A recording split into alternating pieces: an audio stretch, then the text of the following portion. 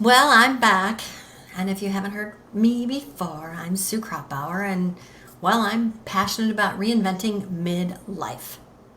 I help super busy people that are mid-career or midlife, 30 to 50 somethings that feel stuck in a rut, completely unsatisfied and uninspired for where their life is headed currently.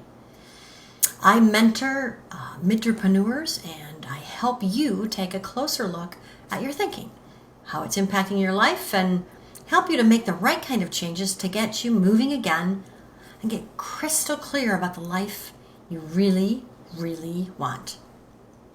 So, today we're going to talk a little bit about setting goals and what I call the elephant in the room.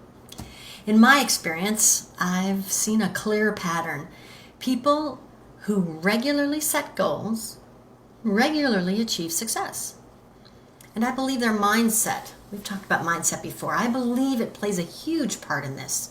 In most cases, this is usually energized by change and innovation, as well as being comfortable with risk-taking while taking goals. I mean, think for a minute about successful people.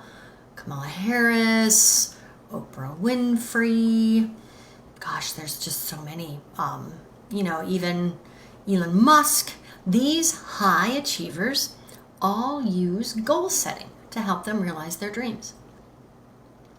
Well, 2 weeks ago, we talked about excelling inside your comfort zone. Last week, we touched on the idea of procrastination and learning about ways we should on ourselves and the impact that has on keeping us stuck in our current circumstances. Today, I'm going to talk about the elephant in the room. If you're not familiar with this phrase, it's used to describe a large, obvious, important thing that people choose to ignore because it's uncomfortable to deal with. Quick sidebar. Some folks believe the cliche comes from a 1935 Broadway musical, Jumbo, in which the actor Jimmy Durante is stopped by a cop while leading a live elephant across the stage. "What are you doing with that elephant?" the policeman asks. "What elephant?" answers Jimmy Durante. It is possible, and some historians believe that this scene helped create that concept of ignoring the elephant in the room.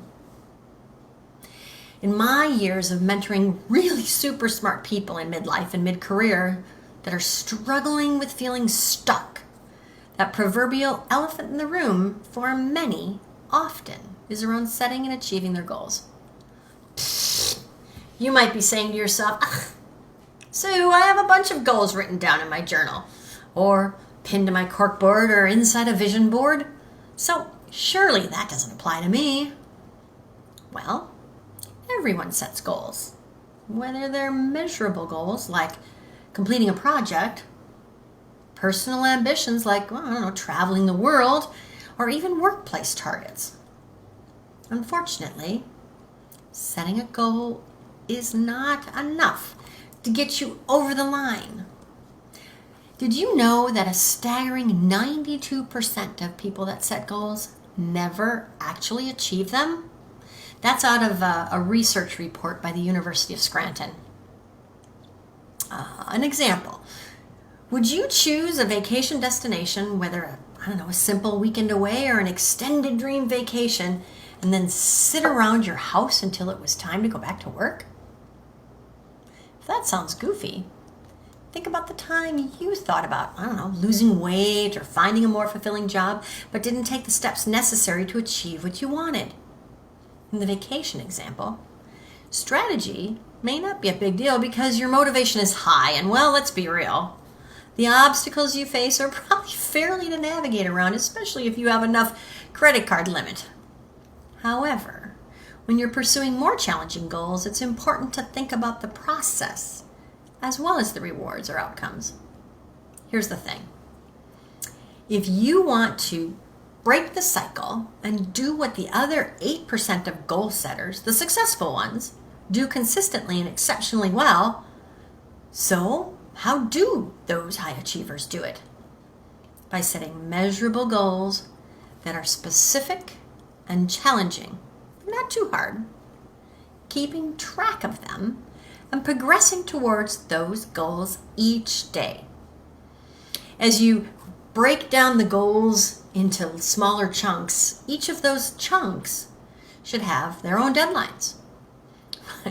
As I mentioned before, my clients and friends often hear me say, you can only eat an elephant a bite at a time. Think about the size of your goals. If they're too big, well, then it may be difficult or even darn near impossible to start reaching goals consistently. I mean, ambition is good, but at the same time, you shouldn't set unrealistic goals. Example. If you want to become a best-selling author, you can't just write a book and submit it. There's a lot of mini steps or mini goals that need to get checked off before that, such as honing your writing skills, researching how to get published, outlining your story, contacting publishers, the list goes on and on.